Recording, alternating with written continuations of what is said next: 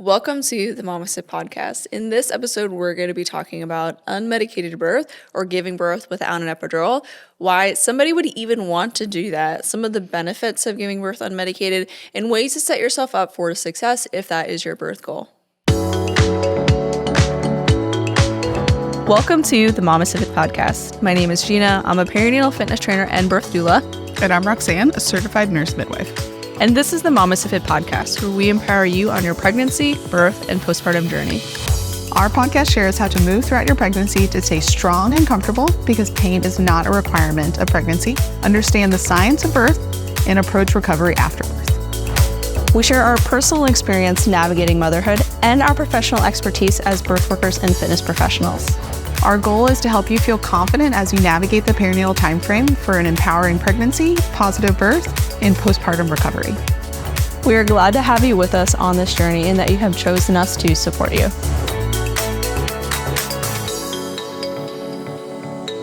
Welcome to the episode. First, let's talk about what does unmedicated birth mean, and know that it can mean something slightly different for you as an individual. For some folks, unmedicated means just no epidural, so no pain medication, either no epidural. Sometimes it means you can have IV pain meds. Sometimes it means you don't get IV pain meds. So it really is just kind of whatever you define it as. Mm-hmm. It can also be like no medical interventions at all. But for us in this episode, we're going to be talking specifically about not giving birth or giving birth without an epidural as our definition of unmedicated. But you may have other things included in that bundle of giving birth unmedicated. Yeah. And this is important to kind of portray when you choose to have an unmedicated birth and when you're speaking with your provider of like what you're wanting, like what does that mean for you? Does that mean like nothing, no interventions, no IV pain relief, no nothing? Or does that mean just no epidural? So let's talk about what are some of the benefits of giving birth without an epidural, and why would anybody want to do that? Like, an epidural is a gift. We should take it. Why would you not want to give birth without it? Why would you want to feel all of that? I know, which I guess if you listen to our History of Birth podcast and you see how birth was prior to an epidural, I could see that as a better alternative with like twilight sleep essentially being like unconscious but not unconscious. Yeah. You just have no recollection of the experience. An epidural sounds like a better alternative to me. However, there are people, ourselves included, that want to give birth without an epidural. And there's a number of reasons for that. For me personally, I just wanted to be able to feel my body and be more connected with the experience. I felt like without an epidural, I was able to tell kind of like where my baby was and how my labor was progressing. I had more freedom of movement, so I could intuitively adjust my position to help to support my baby's rotation through my pelvis. And I felt much more connected to the experience overall. And I felt like birth was something that I was doing. My first birth, I did have an epidural, and it very much felt like this was an experience that was happening to somebody else, and I was just there, like, observing it. Like, I felt very disconnected from the experience, that I didn't have, like, an active part in it, even though I was the one in labor. But I felt like it wasn't as, like, I love my baby, and I am very excited that she's here, and I don't want to change anything about her story, but her birth was not what I would define as like an empowering experience. It wasn't a great intro to motherhood, but it wasn't because I got an epidural. It was because the whole experience was pretty shitty. Mm-hmm. But the epidural portion of it was when I really felt like I let go of my like control of the situation, where I just kind of gave up, essentially.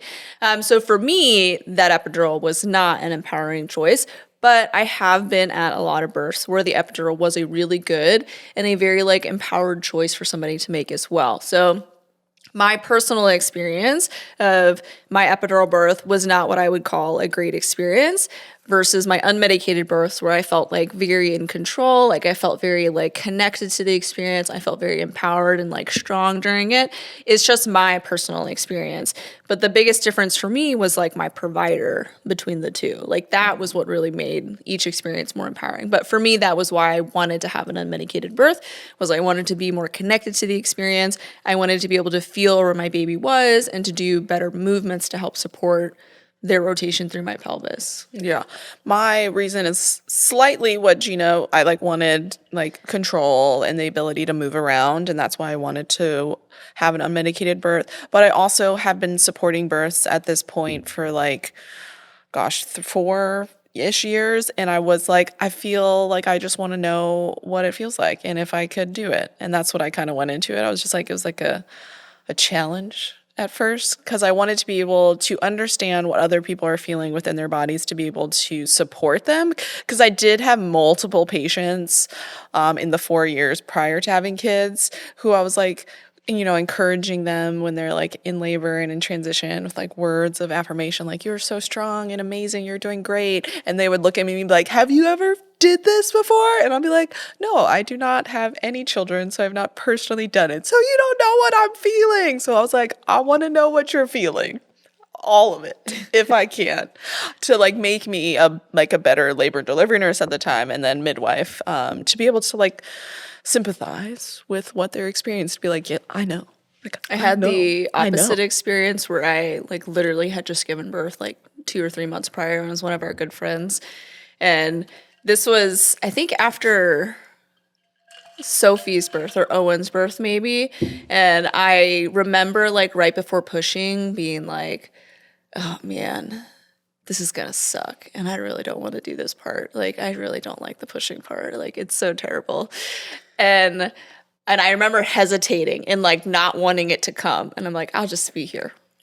And I remember being kind of scared of it. I know. And then it was like our friend, and she was like right at that point, and she's like, Gina, I'm really scared. Because she had given birth unmedicated, so she knew what was coming. And I was like, I know. I was there.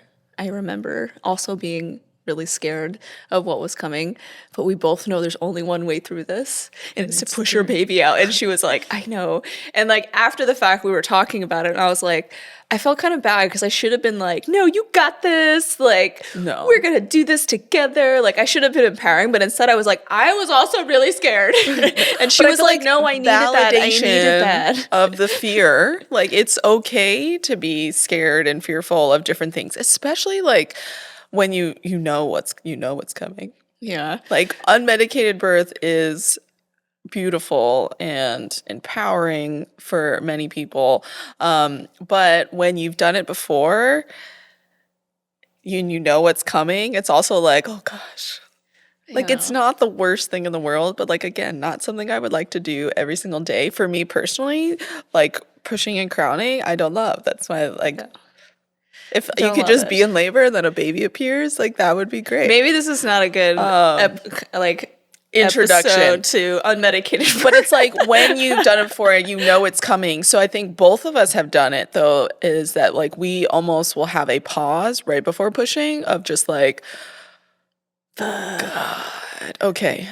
And we take a breath, and then you just do it, and the baby comes out, and then it's all worth it when you have that baby in your arms. Like, it was all for a reason, which is one of like the biggest probably like coping skills of unmedicated birth. But like, now that we went over like different reasons, so like, why did we personally choose it? Gina wanted the control and the movement, and I wanted to just know what it felt like to support patients. But then why did I choose it for like every subsequent birth? Was that empowering moment of like holding my baby that I like motivated by just like doing it and being like, I did it, I'm amazing. It's like a very big confidence boost. But it's also the mobility, like being able to move and feel where your baby is a really big aspect that other people also choose having an unmedicated birth. But it's not just because like I wanted a trophy. Like, no one gives me a trophy. No, there's no trophy.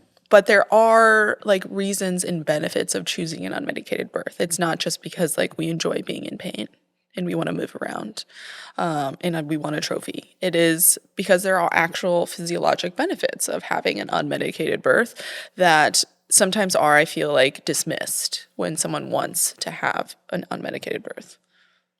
I would say one of the first ones that I can think of is the movement capability. Mm-hmm. And so when you are in labor, before you have an epidural, there is this intuitive movement that happens. And I see it in almost everybody that does not have an epidural. And there's a little bit there with an epidural, but it's not quite as strong. Where they move in a way that is helping to support their baby's position. And for me, this is a really helpful like observation to make, because I can kind of tell where somebody's baby is within their pelvis without having to like put my hands on them, without them having to have a cervical exam, just based simply on how they are kind of tilting or twerking their pelvis around. And so certain movement patterns are associated with different places within the pelvis. And so if I see somebody is like over favoring certain movements, then I know they're probably working a little hard to get the baby to engage, or they're working a little bit hard to get the baby to start rotating. And then I can make recommendations on like movements that we should try. But even if there's not an issue in labor, which commonly there's not an issue, you're going to be moving in a way that's helping to rotate your baby through your pelvis, helping them to engage and to move around and to do all that just intuitively without thinking about it. And you have the movement capability to get up and to do it without having somebody else have to move your leg and stuff around. So for me, like that is a huge benefit to being unmedicated for, if not your whole labor, as long as you can, because this is going to help your baby get into a really good position and move through your pelvis. But it can also help you to identify that there's an issue. And it's much easier to resolve a movement or position related issue with somebody who's unmedicated versus somebody who has an epidural, in my experience. It's not impossible. It can totally still happen with an epidural. It just takes a little bit more.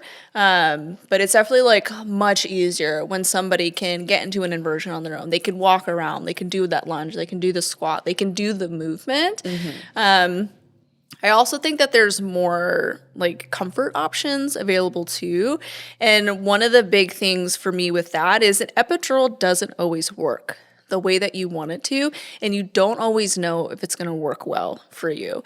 And so sometimes for those folks where it doesn't work very well, like they still need comfort measures, but they are now immobilized and they can't fully utilize all their comfort measures, but they also didn't want to feel contractions and they still feel contractions, and there's no relief. Or they have to have an epidural that's so strong that they cannot move in order to have the relief, which then kind of defeats the purpose. So that is like another aspect with going unmedicated, is you know how an unmedicated birth is probably going to go. Like, you will feel contractions to some intensity level, which you can't always control, like how strong you feel them and how frequently you feel them. But an epidural, I feel like there's a little bit more like iffiness to it. Like I think they majority of the time work really well. I feel like 90 to 95%. They work pretty well most of the time, but I have been in a lot of births lately where it did not work the way that we had hoped, and it caused a lot of problems. Not necessarily with like the delivery or the birth of the baby, but just like it was a really challenging experience. Both mentally. Because we wanted the pain relief and then we weren't getting it at all. And it's really hard to come back from wanting it to be over and then just kidding. So that's one thing that like I recommend people to consider is like sometimes they don't work the way you want it to. For some people, they will work fantastically. And I don't want to keep that from anybody. But for some people, it doesn't work the way that you want it to. But I think and that's being an important prepared thing. for that with comfort measures is really important. Like even if your choice is an epidural, having some sort of comfort measures in your pocket for if you are that person where the epidural doesn't fully cover the entire contraction pain and you still have some. Because again, it is... labor and birth is hugely mental. Yes, it is physical because like physically your body is doing all of these movements to bring a baby out, but it's also a huge mental game of whether or not you are going to be coping or struggling. And if your only coping measure is I'm going to get an epidural and I'm going to feel nothing, and then you are that person that still feels something. Sometimes it's not even the contraction pain. Sometimes it's just the pressure, because we can't always take away the pressure as well. And that sensation is still something you weren't expecting. Then you have no skills to then cope with that pressure. And like we could continue to give you medication through your epidural to maybe try to get rid of it, but sometimes it doesn't work. And then you are then struggling while also having an epidural, which is not what you were expecting. So always have some coping skills or tools in your belts, whether it is mental or physical, regardless of the birth choices you make. So what are some other benefits or reasons that you've had like patients say that they want to go unmedicated? I think there is like physiologic benefits of having an unmedicated birth, because with the hormones that are involved in labor and birth, one of them being like the stress hormones, is that all of these stress hormones are released during transition. And these stress hormones pass through for you to like be like amped up and excited to like push a baby out, as well as it passes through to the baby and amps them up to like be excited to be born and do all the things that they need. And you don't get that same stress hormone release. It's still happening, but it's not as intense. And so it's not as much with epidural birth versus unmedicated birth. And so like that is one huge benefit is, well, I guess it's benefit or negative depending on how you respond to stress hormones. But that is one thing that's not always happening as much with an epidural birth. And so that is probably Why would you the want number baby one. to have more stress hormones? Because it motivates them to, when they come out, to transition to life. So like change all of their circulatory systems, take their breath, regulate their temperature, be ready to eat. And so that is like a big benefit, and like transitioning and breathing at birth would be helpful. Not that it doesn't happen with an epidural, but it's just those stress hormones are there for that reason. And without those stress hormones, there is just an increased risk that they might just they might need some help, or it might just take them a couple more seconds to kind of transition to life outside of the womb. So that is one thing that a lot of people dismiss, I feel like, the most, the physiologic benefit of that with transition, but also the hormones of labor and birth, oxytocin and prostaglandins. Oxytocin is our love hormone where we feel safe and supported. So if you need the epidural for you to feel safe and supported and coping, then that is a benefit of that. But the other side hormone is prostaglandins. This is released when there's pressure on the cervix. Any manipulation or pressure placed on the cervix increases that prostaglandin release. And with an epidural, a lot of the time, you can't be as upright a lot of the time. So you're not putting as much pressure onto the cervix in certain positions as much as you would be with an unmedicated birth, because you can't be as upright, which like, yes, we don't want you walking around with an epidural and just like falling on yourself because your legs are numb to the world. So that is like shown by evidence that with an epidural, labor potentially could be longer because like we can't put as much pressure onto the cervix. There are now so many different techniques that we know with positions that if you get an epidural, there are still things that we can do to help labor progress with like magic peanut balls and utilizing different pelvic mechanics like we teach within our course. But you still can't be as upright as you would be without an epidural. So that is another huge benefit. So the movement capabilities, the hormone and physiologic capabilities. And third, a really common reason that I've been hearing a lot is that people are concerned about the medication that's in an epidural. So previously, the medication that was in an epidural was bupivacaine, which is like a numbing agent, or lidocaine. And that didn't really cross over to the baby. And that was proven like it doesn't really affect the baby. And that's why it was used in epidurals. But we've been finding that like that didn't cover all of the pain as well as if they added in fentanyl into that bag to provide for epidurals. And that has been really helpful to help cover and provide more pain relief for people during labor. But that fentanyl has now been shown it does cross the placenta and does affect baby in some sort of amounts. Not a huge amount, but it still does affect baby. And so that is something that I've been hearing, that the reason people don't want an epidural is for that. That is not used in every hospital. There are still hospitals that don't use fentanyl in it. So that could be a question if someone is concerned about the epidural medication. What does the hospital use? Do they use fentanyl in the epidural? Do they not use fentanyl in the epidural? To kind of help make that choice for themselves. But that can make baby almost like slightly sleepier, a little less alert some of the times with that medication. So valid concern. But, working with your provider to see if that's even a concern for you. Because again, we have hospitals here that don't use it and then other hospitals that do use it. So it's very hospital based. And this is important to note that the benefits that we're talking about are they're as important to you as an individual as you want them to be. And so if your ability to cope is like not there to go unmedicated, these like benefits are not going to be very helpful for you, because you're going to fight the whole process and it's going to be traumatic. Yes. Like we don't want to not cope with Exactly. labor. And so that is the biggest important thing, is that yes, there's benefits, but there are some negatives. And one of them could be like you are no longer coping in labor, and an unmedicated birth is not for you, and potentially could lead to more trauma because you are struggling and it's traumatizing you with an epidural. So that is important. And so there are benefits to an epidural as well, like if that is your preference. But this episode is about unmedicated birth. We'll do another episode that's all about the epidural. I think we already have one, but we'll do another one.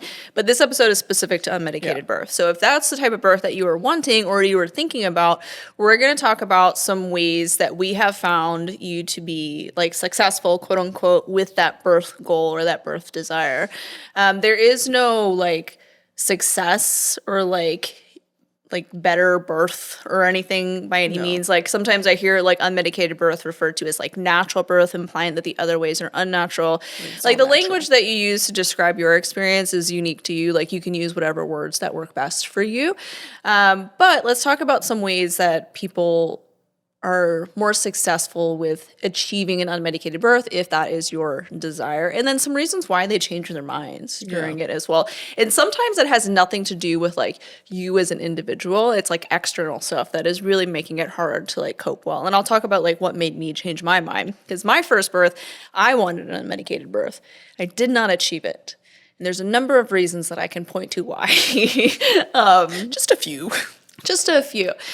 So the first thing that I find is going to help you to better have an unmedicated birth is where you choose to give birth and who you choose to give birth with. I think this is probably one of the most important factors. Like you want to be in a birth environment that is supportive of you giving birth without interventions or without an epidural. And so if your birth location has like a 99% rate epidural, like almost everybody gets an epidural, that's maybe not going to be the place that you go to give birth unmedicated. Now, if your place doesn't offer epidurals, that obviously makes it much easier to give birth without one. So home or so birth giving center. birth at home or a freestanding birth center, it's going to be much easier to not get an epidural. However, those are not always included with insurance, and so like there can be like a financial gap when it comes to like giving birth like in a community birth setting, but really easy to give birth without an epidural. When There's it's not an one option. available to you. And you have to like go there when you want it. In my own home births, during transition, and this is how I always knew I was about to start pushing, was I would sit there and I would think about how far the hospital was and how long it would probably take for me to get an epidural. And then by the end of this like 30-second like conversation in my head, I was like, I'm totally gonna have a baby before I have any relief. Just gonna have a car baby. I was like, I guess I'll just have a baby right now. And then I would start pushing. But like there was a moment in my head, even at home, where I was like, I wonder if I can make it and not have to do this unmedicated anymore. But usually it was because I was in transition. I was in a stressful state internally with all of my hormones that was making me like prior coping really well. But this is such a Transition, common response. not coping quite as well. Like in transition, I mean, transition is just stress. And so everyone responds to stress differently. And a very common thing people ask for, regardless of your birth location, is, I don't want to do this anymore. I would like an epidural, because you are like so stressed out and you're like, I know that thing exists and I'm told it's really helpful, or I know it's really helpful with like taking away this sensations that I'm feeling, but like it can't numb your brain. So it's not going to lessen the stress in the moment. But it's a very common time. And sometimes it's like literally we'll just say it the entire contraction of like, I want an epidural. I don't want to do this anymore. I want an epidural. And then in between they're like, so I'm like, do you want it? Or do you not want it? So let's talk about that. Like, how do you know that somebody's just in transition and they're still coping well and they're just saying that they want an epidural as a coping mechanism, but they don't actually want one and they're probably going to have a baby soon, versus like somebody who was like just not coping well. Because sometimes it can be hard to tell. Like, are they not coping well because they're 3 centimeters? Or are they not coping well because they're 9 centimeters? Like, and they're in transition. So the ways that I can usually tell, like, this person is just in transition and they're probably going to have a baby soon, is one, the movement pattern is a big clue to me. They will be kind of like, I don't want to do this anymore. How much longer will this take? They suddenly don't believe in themselves anymore. They're starting to doubt themselves. They're asking how much longer. They're saying that they don't want to do this anymore. And then when I ask them, like, what do they want? They're like, I don't know. Do you want me to squeeze your hips? I don't know. Classic signs. I don't know. It's like a big, I've lost all like thought and like ability to make a decision. It's like a big clue to me that somebody is probably like really overwhelmed by their emotions. Yeah. And they probably are in transition. But the movement pattern accompanied with that tells me that this is transition versus somebody who is not coping well. It's always these like little mini squats that they do. So like for people that are listening, you won't see it, but for the video, they kind of like do these like little, this is not a great video, but these little mini squats. And then they also get like on to their tippy toes. So they get up onto their tippy toes, either both feet or like 1 foot, and they get very like hip shifty. 1 foot. 1 foot, 1 feet. I was not an English major, but English is our only language. Our only language. Yeah, we have an amazing team that helps us with all of our audio and graphics and stuff. And English is not their first language. It's probably their 8th language. And so when they make a spelling error, I always feel really bad where I'm like, hey, so strength is spelled TH at the end. I'm not mad at all. I've just more languages. I want to point this out just because this is my literal only language. But if you sent me something in Macedonian, I would not know what it meant. So you're winning. But can we spell strength correctly? Thank you. Sorry. Yeah. Anyways, if you get up on, if they're doing the mini squats, they are on their tippy toes and they're doing like other intuitive movement patterns where I'm like, this person's about to start pushing.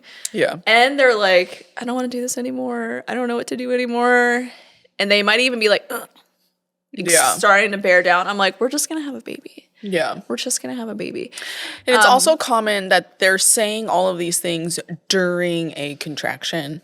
And then in between, they're usually in a calmer state. They might still be a little bit of like, oh, I'm going to, like, there's no way I'm close. Like, this is going to be so much longer. Like, can you tell me, like, how much longer it's going to be? Because I don't think I can do that again. Because they were, like, super stressed during the contraction, but they're a little bit calmer in between. Or, again, they fall asleep in between. Or they just stop talking in between. Like, they're very vocal during the contraction of, like, F this. And then in between, they're like, okay, I'm good now. Yeah. I'm good now. So something that I will do with those people is in between, I'll offer something else where I'm like, do you want to get in the shower? And if they're like, yes, then I know like they're just having a harder time. Let's get them into a different place where they're a little bit more comfortable. Let's get in the tub. Let's get in the shower. Kind of just like delaying it to see if they start pushing or not. Because if they don't start pushing, then maybe they're only like I will say 5 centimeters. Getting to the shower 99% of the time, it works. Yeah. And then a baby is born. Yeah. Not in the shower, but like shortly after. In the shower is also fine, but like we're going to change the environment. We're going to change the comfort measure. And then if during that they're still like, I don't want to do this. Or if they tell me no, they're like, I don't want to get in the shower. I want an epidural. I'm like, okay. Then I'm not going to stop you. I'm going to I'm going to help you start the process. In between the contraction though, that is when you're in more of a like cognitive state in between contractions versus during a contraction. So like you can make that decision. I usually say give it 3 contractions. And then if you still in between every single one of those, you're like, no, I don't want to do this anymore, then we go. But like don't just base it off of one. Because like that one could have been just like a really strong one. And then the other 2, you're like, okay, I can do this. But it's also in between a lot of the time if they are like seriously like ready and no longer coping, in between they're also still stressed and they're breathing fast and they're like I'm good. Like I am not I am on the struggle bus to struggle town. Please. Which was I'm me in my done. first labor. Yeah, we Like, tried, Gina. In we between, tried. I was like, fuck you guys. Gina kicked me in the head at one point. I am not. Okay, first of all, it wasn't like, I want an epidural. No, like, the way that you described that made it sound like I drop kicked you. We were all asleep, and I was sleeping at the foot of her bed, and she woke up. I was trying to get somebody's attention. She was trying to get our attention, so she kicked me in the head. And then we're like, it was a gentle tap. Let's get out of the bed and into the bathtub. Or no, into the toilet. And you're like, I hate all of you. Well, the toilet was also the worst place. Gina hates the toilet. The toilet was the worst place. Like, we should have got in the shower in hindsight. Yeah, the toilet was a terrible place because Gina still hates the toilet with every single labor. Yeah, I love the toilet. I do not like the toilet. Gina hated it. I do not like the toilet. We should have just stood up, honestly. But in between contractions, I was like, no, fuck you guys. This sucks. I don't want to do this anymore. Get me an epidural. I don't fucking care. But then everyone left the room, and I was like, oh, I don't have like 8 people talking to me at the same time. There's like, only 5 of us, but then you have like the nurse and the midwife like yelling at me, and I'm like, but I just felt like it was like this moment of peace where I was like, I'll just do this by myself. I'm good now. This isn't so bad. And then I was like, and then anesthesia walked in. I was like, whatever. This is over.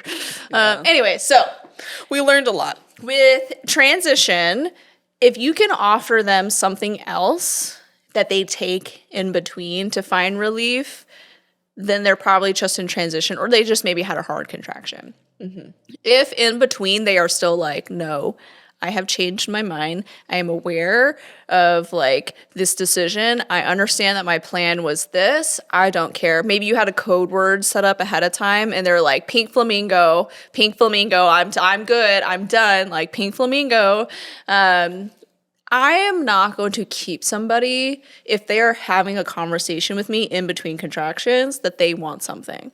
Yeah. I'm not going to be like, no, you told me you wanted to go unmedicated. Like, I'll push them. I'll be like, are you sure this is what you want? Like, and they're like, no, shut the fuck up. Get me. I'm like, okay, we will get it for you. I say, like, and this is literally what I say at the birth center, is that I am not going to hold you hostage at this birth center because you decided you did not want an epidural. You did not want a hospital birth. You wanted to be here. But now you've changed your mind. I'm not going to be like, too bad. You're stuck here forever until that baby comes out. No, if you tell me I want an epidural and despite everything that I've tried, you still want to leave and you get up yourself to leave. Okay, let's go. I'm going with you and we'll go to the hospital and get an epidural. But I'm not going to be like, no, throw you over my shoulder and keep you here. Drag you back in. Drag you back in. If, though, you're like, I want an epidural, and then you just continue to lay there or in the tub or wherever you're at, and you just stay there and you don't make the efforts to leave the room, like you're not packing up your bag, again, I'm not going to then throw you over my shoulder and drag you to the hospital either. Throw you on the curb. Like, either way, you do have to make the effort to either go or not go. So that also tells me if someone's like, I want an epidural, I don't want to do this anymore, and then they just, again, stay there in between. Yeah.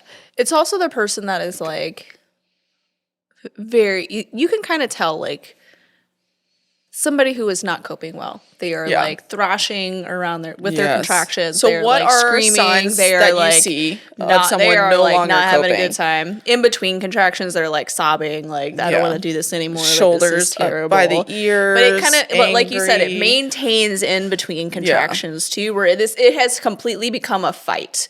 Like in the flight or fight, we are now in the fight portion of that time. like fear, sympathetic nervous system, like activation. Like you are like, I am not here.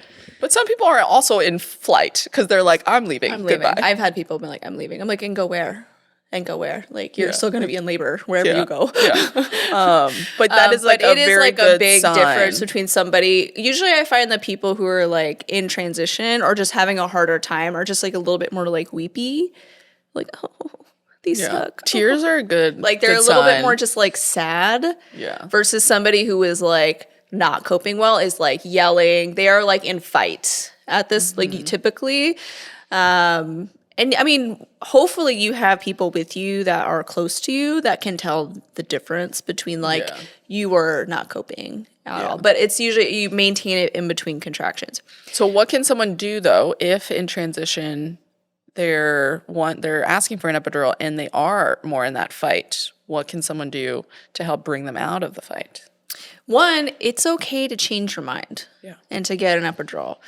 Pushing sucks more when you are fighting it too. So like just because you made it to 8 or 9 centimeters or even 10 centimeters doesn't mean that an epidural is off the table. If you're like, you know what, that was good enough for me, I'm good. Like pushing sucks. Now, pushing doesn't always last very long. Pushing doesn't suck. But sometimes. For everybody. I personally just don't like the lack of control I feel like sometimes that I have with pushing because your body's just doing it and I'm just there saying go team. Sometimes like I can like decide like I don't have the fetal ejection reflex with most out of the 3 births or 4 births that I've had. 3 of them I was able to still cognitively decide I'm gonna push now or I'm not gonna push and my body will just do it.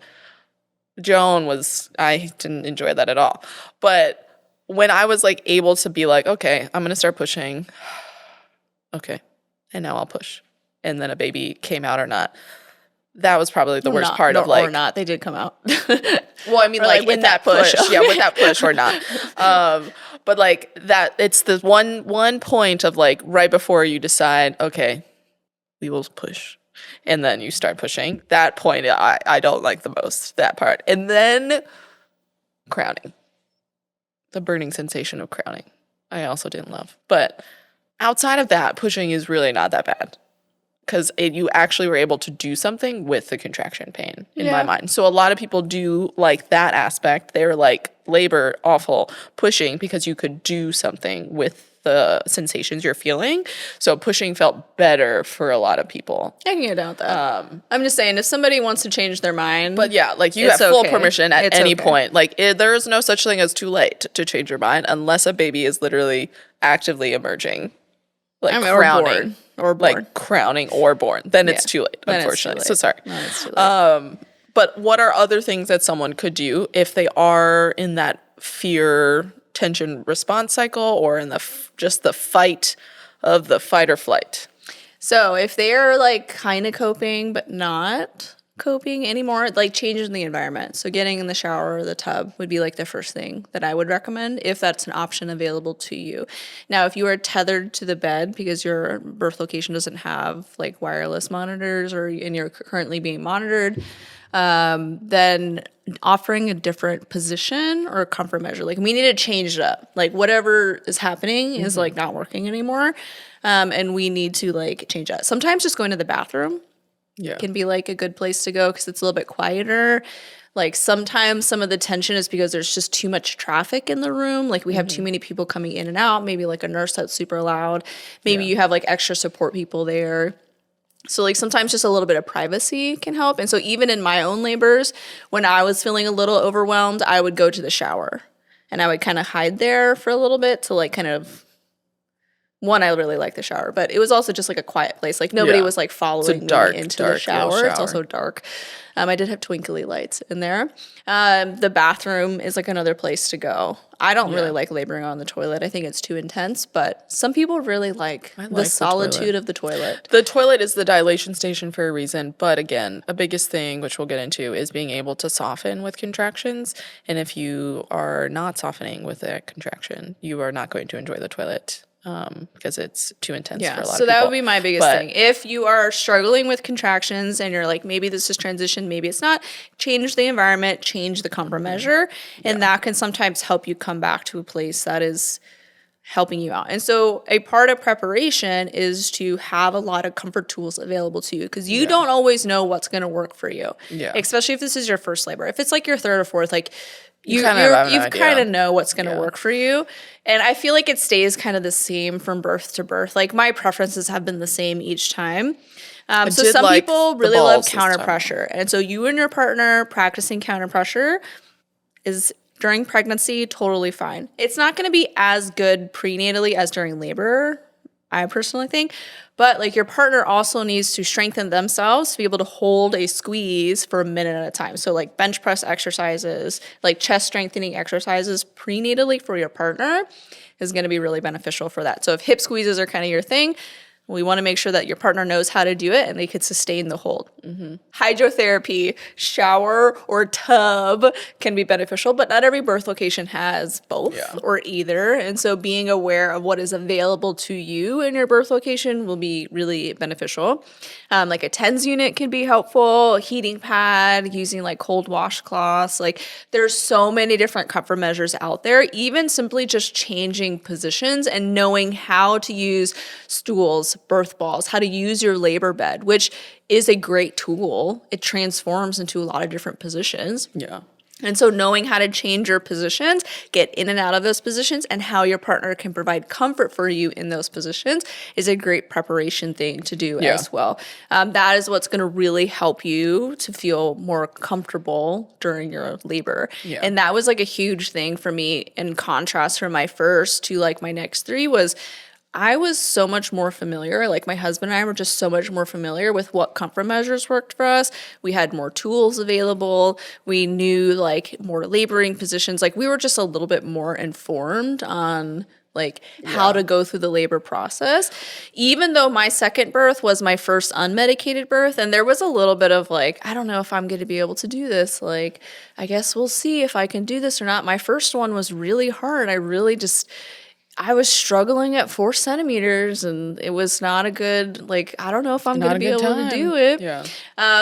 In contrast with my second, third, and fourth, like those labors were not as painful, even though it was probably the same contractions. Like those were so much different because I felt more confident in myself. I had a more supportive team there with me. Like I didn't feel tension externally, which is again coming back to where you choose to give birth. You can totally give birth unmedicated in a hospital.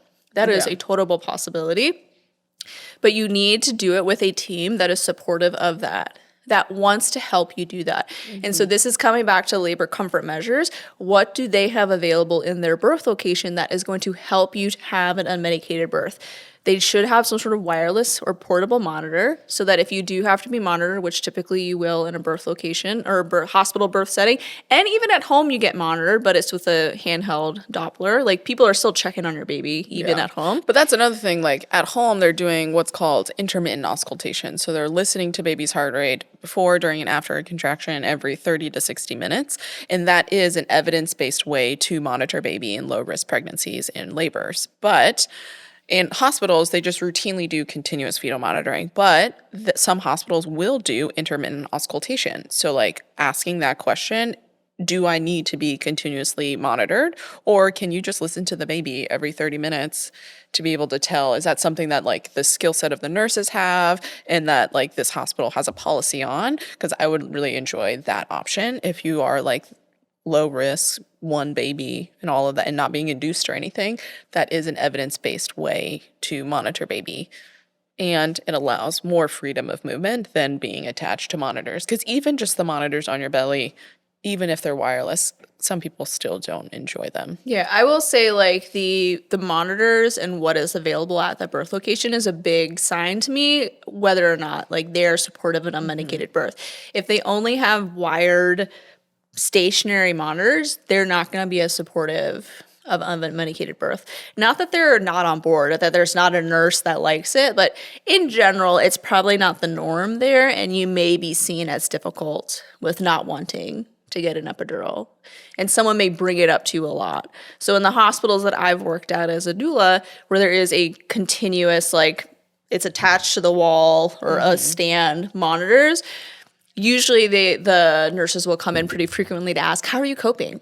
Do you think you're still coping well? Do you think you're still coping well? It doesn't look like you you're just let me know coping. when you want your epidural. And that is really not helpful to somebody who is trying to go through a hard thing unmedicated. To have somebody like constantly be like dangling the carrot in front of their face, and then it's like, I'm kind of tempted now. Like, do you not think that I'm coping well? So the monitors for me is a big sign. Does this birth location support unmedicated birth? like in a very like helpful way. So we're looking for wireless or portable monitors so that you can still move around if you are being monitored, or that they use the fetal Doppler to do an assessment. If they are using the continuous, they're waterproof. The other things that I'm looking for is what type of amenities do they have? Do they have a shower? Do they have a tub? Amenities. Do they have a gym? No, no gyms. But if they have a shower and a tub, what do they look like?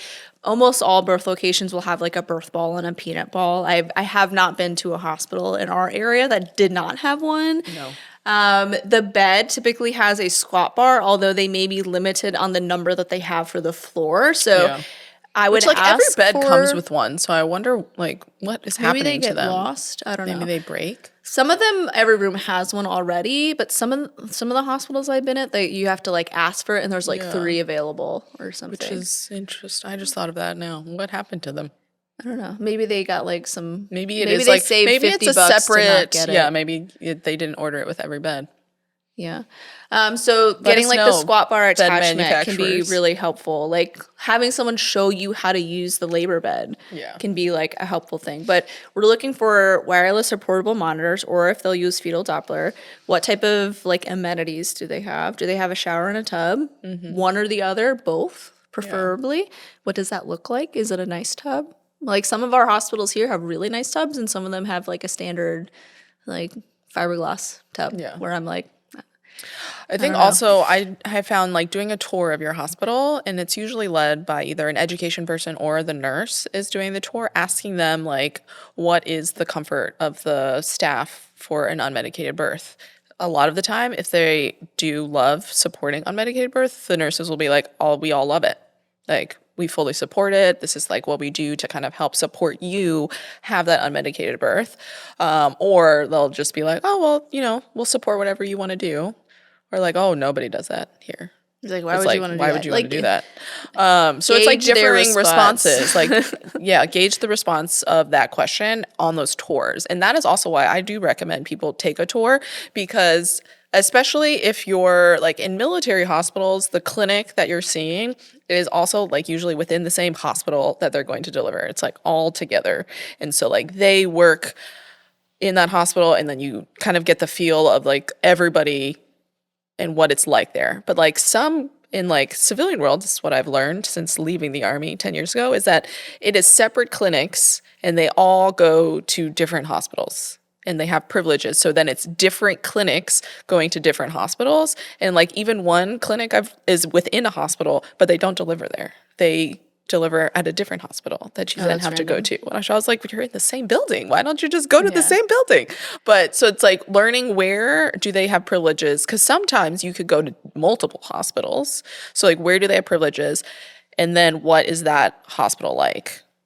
Because it could be the clinic is one experience and they could be super supportive and great and amazing. And then you get to the hospital and the hospital is different than the clinic's experience, because again, there's multiple practices at that hospital, not just yours.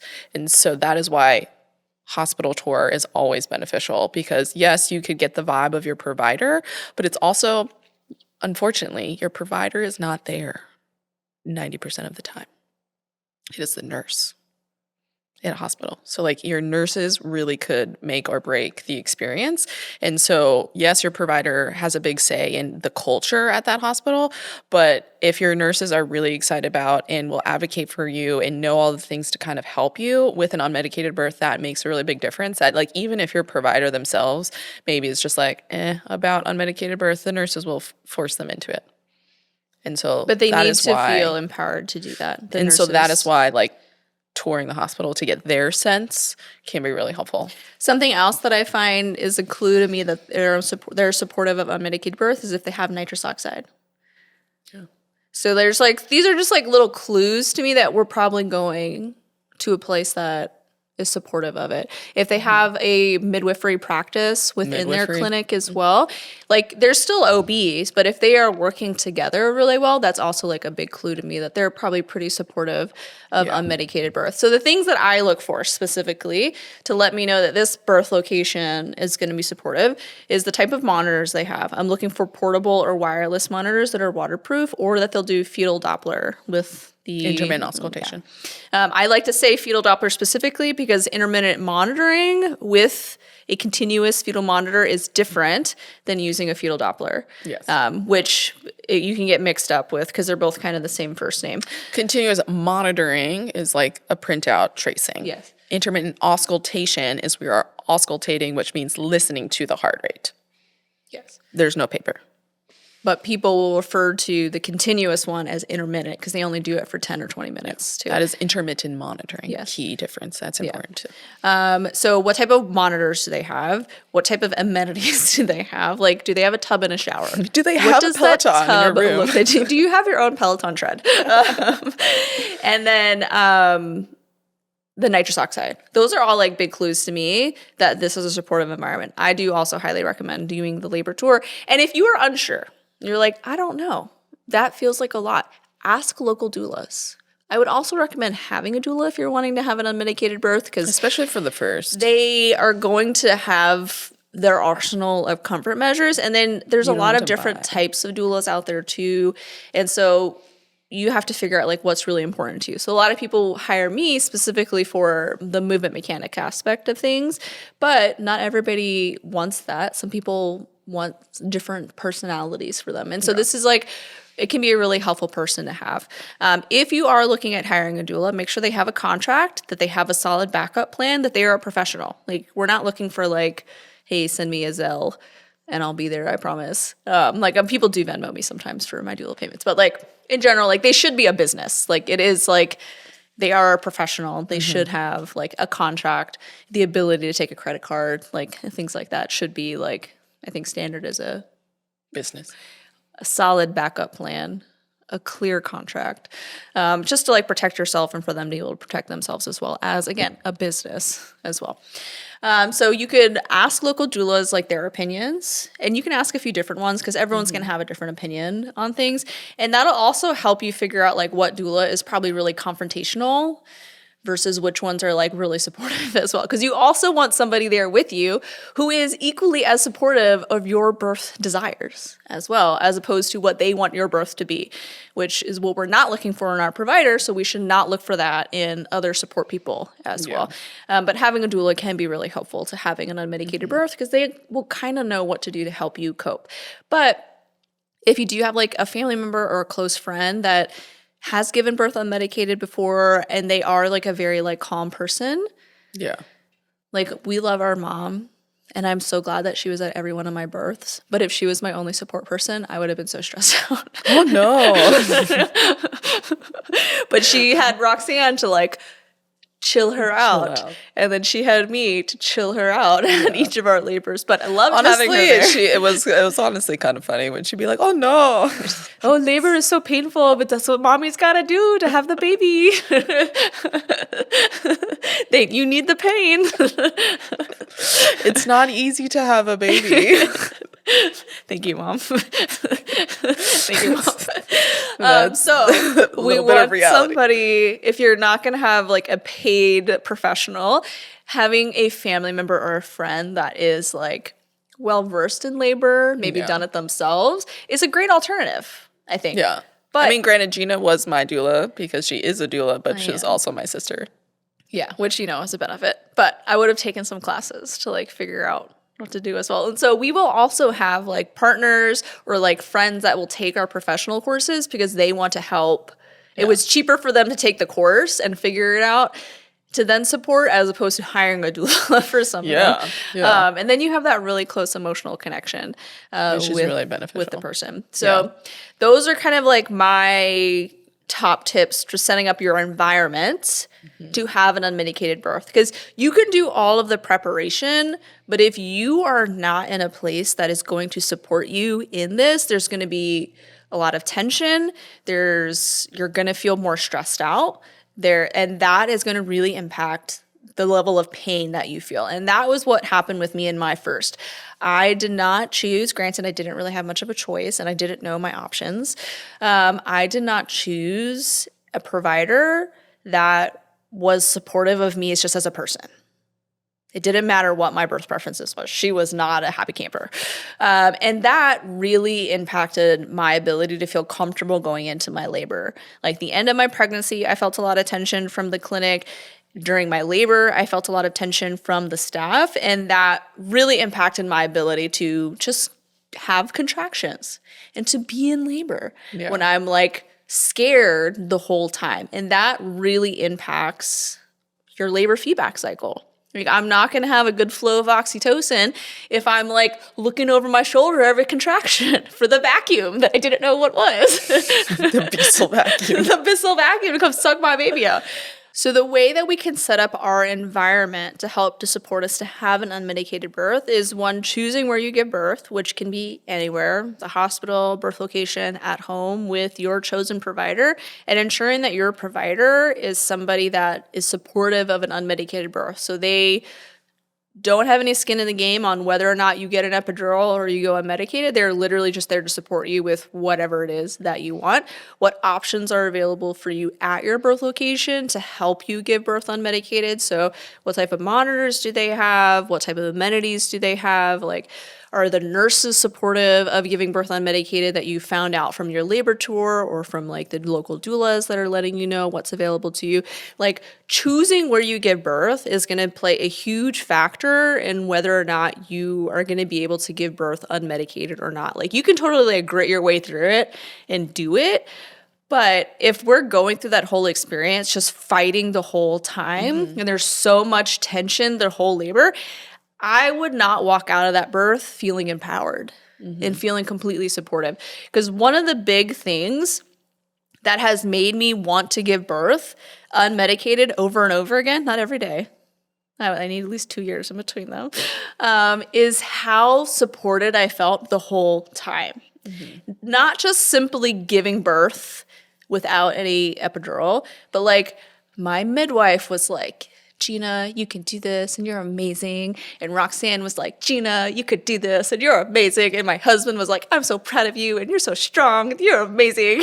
Like, so everyone was just like cheerleading me the whole labor. And I felt just so supported and that everyone just like truly believed in me and that I believed in myself and I did this and this is amazing. And it was the whole experience that was empowering, not just a baby came out of my vagina and I did not have an epidural. Like, that alone was still awesome. Or maybe not in the moment, but like that was still cool and amazing and I did it. But it was kind of the whole like build up to it that was empowering. Like, my whole team that I had here was so supportive of me. And I did this, like we did this together. I did most of the work, but like we did it together. And so that was what made an empowering experience for me. And that was simply from setting up my environment and being intentional with like where I was choosing to give birth and who I was choosing to give birth with. And you can totally have that in a hospital setting. You can have that at home. You can have that in a birth center.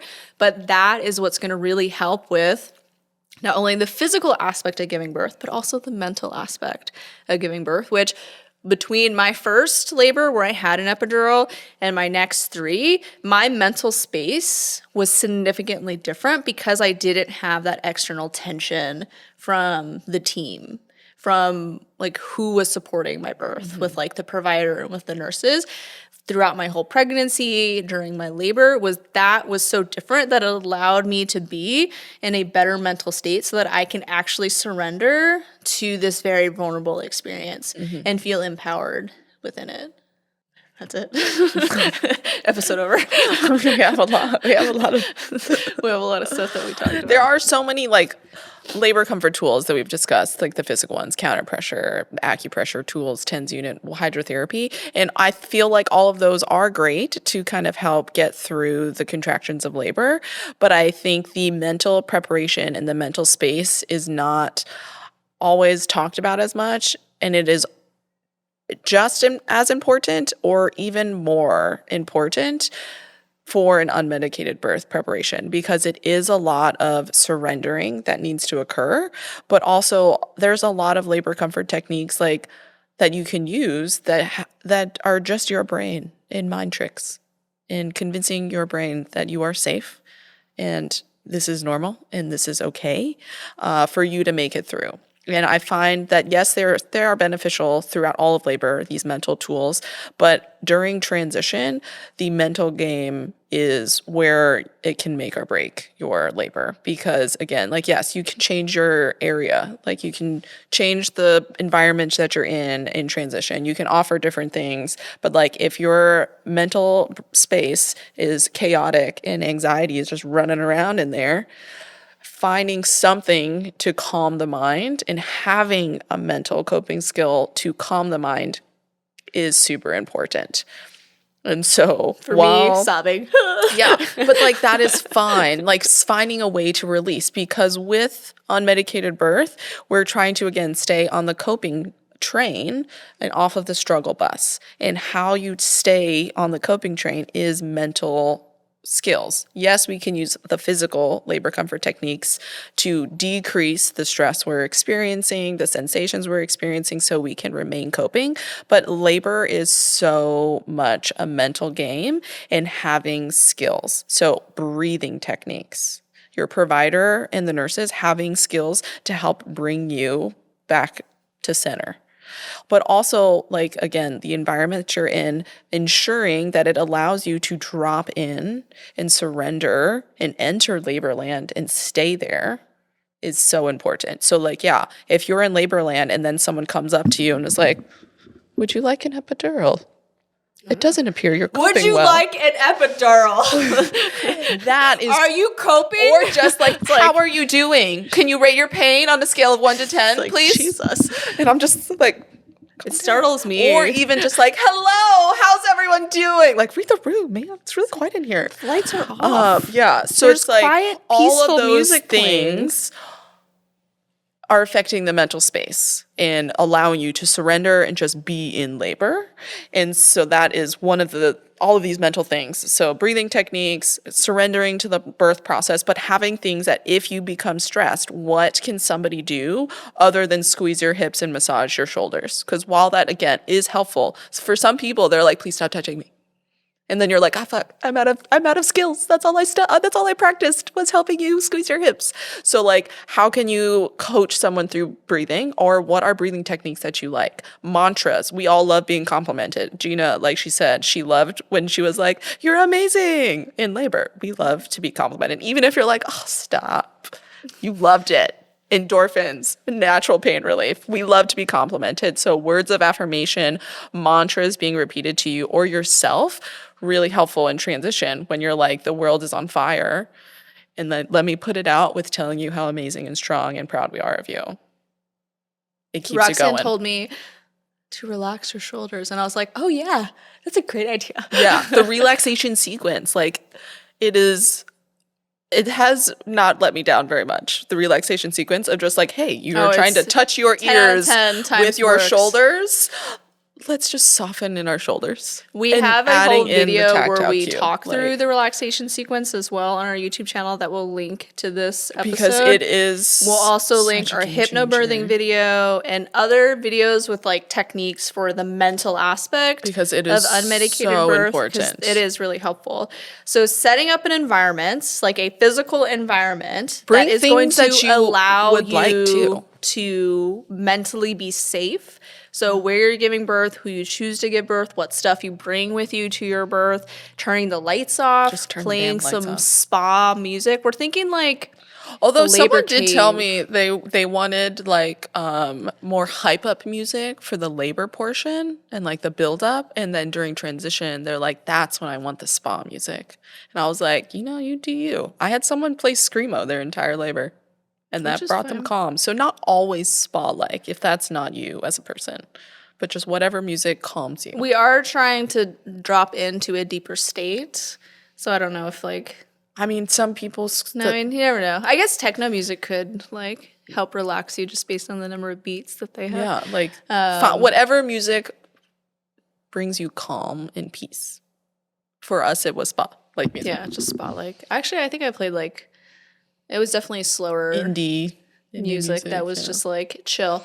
But we want to set up the space so that we feel safe to drop in and to surrender and to be vulnerable in it. 'Cause And that is labor's- what's going to help you to relax more with your contractions so that they are not as painful. They will still be painful, but they will be less painful than if you were like clenching or fighting your whole labor.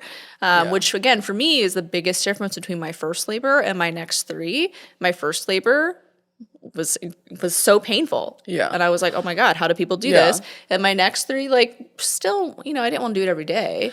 I mean, if you But think about, I was so much more relaxed with my contractions that they didn't hurt as much. but I mean, if you think about labor in just using an ocean analogy, when it is calm seas, the waves are still happening, but they're not as bad.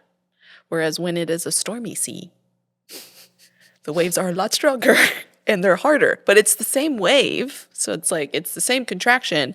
It's just feels harder. I don't know. Those seem like different waves to me. I mean, it's still a wave. It's still a It's still the wave. ocean. It's It's still still the the ocean. wave. It's just the seas are a little rockier, especially in between the waves. Yeah. Especially if you're on the shore, it's like still a wave. It's just a stronger wave that's knocking you over because of the stormy seas. Whereas if it's a calm sea, Okay, yeah. the wave is still again happening. That's it a just better- feels okay. better. I'm down with what you're saying. You were thinking the waves in the ocean. I was I'm on the those are shore. They're same. still Those are the still same. happening. Those are very different waves. A storm, I'm thinking like Frozen, Elsa and Anna's mom and dad, bye-bye. Like that's a different wave than like, but now I understand what you mean by your analogy. Gosh, Gina's I just learned- crushing me. I saw, speaking about analogies that didn't make sense to me until today. You know when they have like the honk if you like pizza? And I'm always like, oh, like, are people supposed to honk if they enjoy pizza? Like, that's interesting. I wonder if people honk at this person. And today I realized they put that sticker on there because they are probably a bad driver and they get honked at a lot. And so when they get honked at, they're like, oh, that person likes pizza. Not because I'm a shitty driver. I thought you were discussing like when people are holding up signs on the side of the road with like honk if you like the canes or like honk if you like pizza no. or whatever. I think in college we held it up in our college town. It was like honk if we should drink beer. Not like a sticker on that. I was like, it's why a sticker are on they? the car. Yeah, no, so Got they it. Now I probably get understand. honked at a lot. So Yeah. it's kind of like us where somebody's Or, like like, being a my jerk, and I'm gosh. like, they probably have diarrhea. Yeah, honk if you have diarrhea. So they're honking at me because they like pizza. Honk if you shit your pants. Damn, no wonder that person's mad. They just shit their pants. Anyways. Road rage is only because of diarrhea. Anyways. Yeah. So hopefully this episode was helpful for you. To give birth without an epidural, which we have willingly done collectively 7 times. One time I tried and was not successful Well, in giving birth without an epidural. But my environment and my mental state were not ready yeah. for it. So if you do change your mind during your labor, it's okay. It's still a successful birth. You will still love your baby just as much. And the benefits of giving birth without an epidural are beneficial, but your baby will still be super smart. And my oldest, Amazing. who In advanced. I had an epidural with and Pitocin with and IV fluids with. She's reading chapter books. She's at reading 9. chapter books She does when she puzzles. was in kindergarten. She was, Roxanne. She was very ahead of her peers. In kindergarten? I thought in first grade she was reading chapter books. I mean, on the cusp of kindergarten. We homeschool. It's whenever I want it to be. I was like, Gina's also like, she was walking at like 7 months. She was at 8 months, actually. But when she was born, I was like, she's so advanced. And Roxanne was like... It was almost 9 months. So it was like 8 months in a few weeks. Which is still great in advance, but... I manifested. Anyways, My daughter I walked had an 4 days epidural with after her. Gina's I daughter. had an epidural. And my oldest still beat Roxanne's. So She is amazing. She's an amazing person. she's amazing. And child. So and the benefits of getting an epidural are still, or not getting an epidural, are still valid and worth doing because I did it 3 times afterwards. But the side effects of getting an epidural are not profound either. So if you do change your mind, you didn't ruin your child. I think it's also just to last little bit to end on before we finish this long podcast is that an epidural, it's not good or bad. Yes. There's no morality associated with it. Just like going unmedicated is not good or bad. No morality. You are not a better person because you got an epidural or didn't get an epidural. But it is a tool or an option available to us. Going unmedicated is an option available to us. And for some, you didn't have a choice. You just labor progressed and this is where you're at. And for some, an epidural in a moment is a tool available to us that, pivoting your birth to getting an epidural is just an option. Eventually, you will still have a baby and you get to hold them. You cannot be pregnant forever. I promise. We haven't met someone who is still pregnant for years and years with the same baby. No. But different ones, yes. Different ones, yes. Well, thanks so much for joining us for this episode, which was much longer than we had anticipated. If you would like to learn all of these comfort measures in labor positions, check out our online childbirth education course where we break it all down for you. We also talk about birth options to include the epidural and Pitocin and all the other things that could be available to you. Because like Roxanne said, there's no morality to them. They're not good or bad. They're just tools that may or may not be available to you.